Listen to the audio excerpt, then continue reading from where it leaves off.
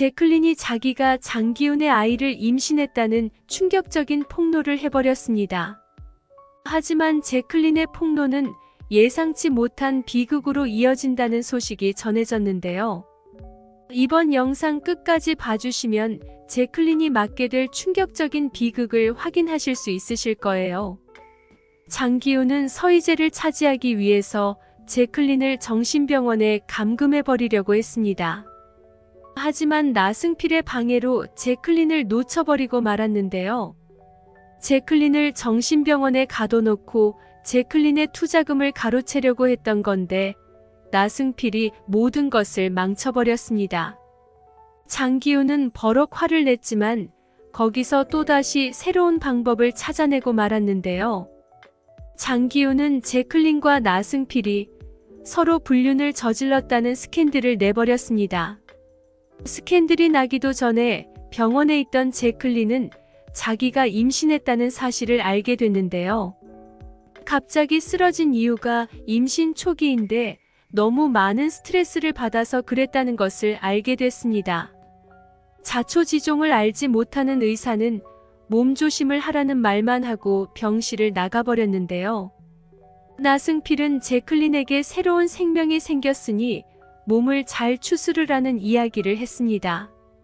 제클린은 자기가 임신을 했다는 사실에 놀라워하며 자기가 엄마가 된다는 사실이 믿기지 않는다고 했습니다. 자기가 엄마가 된다는 사실이 무섭다고 하면서 지금까지와는 전혀 다른 모습을 보였는데요. 하지만 장기훈이 만들어낸 스캔들로 세상은 이미 떠들썩한 상황이었습니다. 나승필과 제클린이 이미 오래전부터 부적절한 관계였다는 소문이 파다했는데요.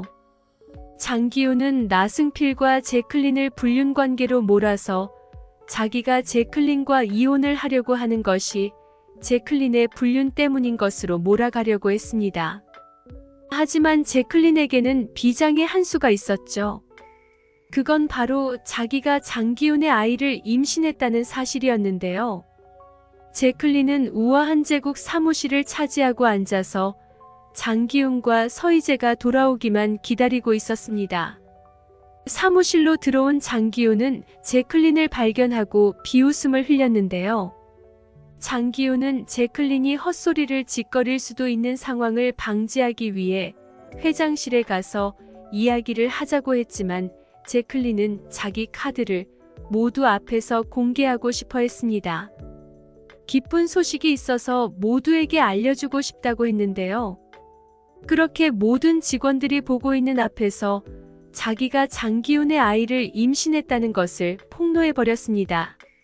아이가 생긴 만큼 제클린과 이혼하고 서희재를 집으로 불러들이겠다는 장기훈의 시도는 완전히 물거품이 되어버렸는데요.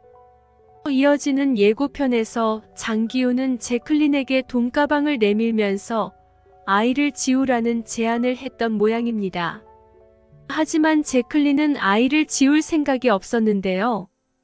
돈가방을 엎어버리면서 내가 버림받아봤기 때문에 아이를 낳으려고 한다며 장기훈의 아이를 무조건 낳겠다는 입장이었어요. 배 속에서 탯줄을 붙잡고 있는 자기 아이를 내 손으로 버릴 수 없다고 했습니다. 하지만 장기훈의 집에서 내쫓기는 사실은 변화하지 않는 것 같아요. 장기훈은 아이를 지우지 않겠다고 버티는 제클린에게 더욱 악독한 방법을 사용하는 모양인데요. 제클린이 좋은 말로 하면 안 듣는다고 하면서 꼭 극단적인 방법을 쓰게 만든다는 이야기를 했습니다. 그런 말을 하는 장기훈의 표정은 정말 지독하리만큼 비열하고 차가워 보였는데요. 장기훈은 제클린에게 사고를 일으켜 아이를 유산시켜버릴 생각인 것 같습니다. 그런데 서희재가 장창성이 살아있다는 사실을 눈치채버렸어요. 장기훈은 장창성을 계속 집에 숨겨두는 것이 힘들다고 판단했고 장창성을 믿고 맡길 만한 곳을 물색했던 모양인데요.